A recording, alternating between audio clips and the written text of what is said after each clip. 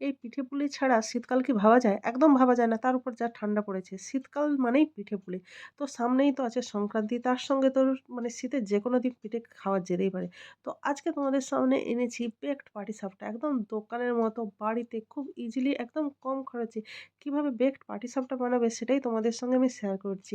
তো ১ম এ এখানে কি করেছি না দুধটাকে মানে রিডিউস করে ঘন করে নিয়েছি। আর ঘন করার জন্য এখানে আমি একটু পাউডার দুধ ইউজ করেছি।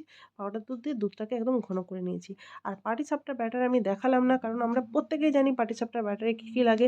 আর যেহেতু এটা বেকড বানাবো সেজন্য আমি ঘি দিয়ে ভাজছি। তোমরা চাইলে কিন্তু অবশ্যই সাদা তেল দিয়ে করতে পারো।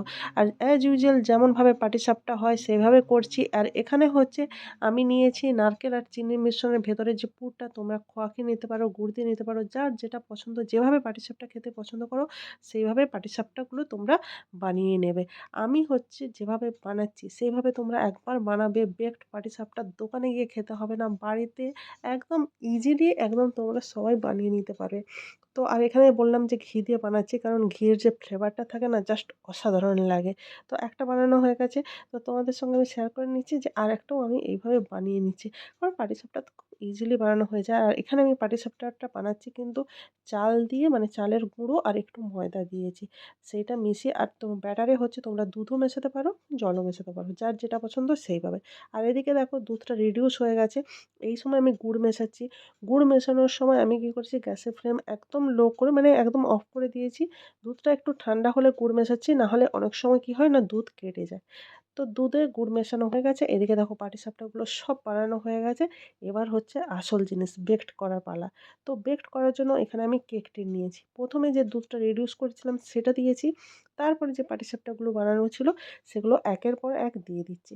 দেওয়ার পরে বাকি যে রিডিউস করা দুধটা ছিল মানে ক্ষীরের মতো যেটা হয়ে গেছিলো সেটাও দিয়ে দেবো। তো একটা, একটা পাটিসাপটা এখানে আমি প্লেস করে দিচ্ছি।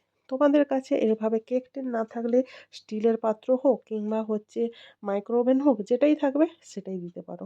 এখানে আমি মাইক্রো ওভেন না কড়াইতে দেখাবো কিভাবে আমি বেকড করেছি। তার আগে যে দুধটা ছিল সেই দুধটা পুরো দিয়ে দিচ্ছি আর উপর থেকে একটু নলেন গুড় ছড়িয়ে দিচ্ছি।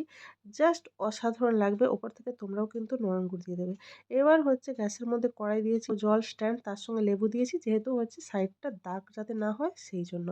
তারপরে ওটা বসিয়ে দিয়ে ঢাকা দিয়ে দেবো। মিডিয়াম আঁচে এখানে আমি ১০ মিনিট রাখবো। ১০ মিনিট রাখার পরে সঙ্গে, সঙ্গে খাওয়ার দরকার নেই। পিঠে মানে একটু ঠান্ডা হবে, যেই ঠান্ডা হবে দেখো কালার আর টেক্সচার জাস্ট অসাধারণ লাগে।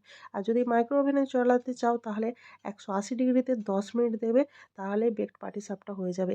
আমি সবার কথা মাথায় রেখে আজকে কিন্তু মাইক্রো ওভেনে বানাইনি, আমি কিন্তু কড়াইতে বানিয়েছি। তোমরা প্লিজ অবশ্যই বাড়িতে একবার ট্রাই করে দেখো, একবার বানিও সবাই তোমাদের আঙ্গুল চেটে খাবে। মানে সবাই তোমার হাতটাকে ধরে মানে কিস করবে, চুমু খেতে থাকবে। এতটাই টেস্টি হয় এই বেকড পাটিসাপটা বাড়িতে বানানো। জাস্ট অসাধারণ লাগে। মানে বানিয়ে তারপর এসে করো যে কতটা টেস্টি লাগে এই খাবারটা।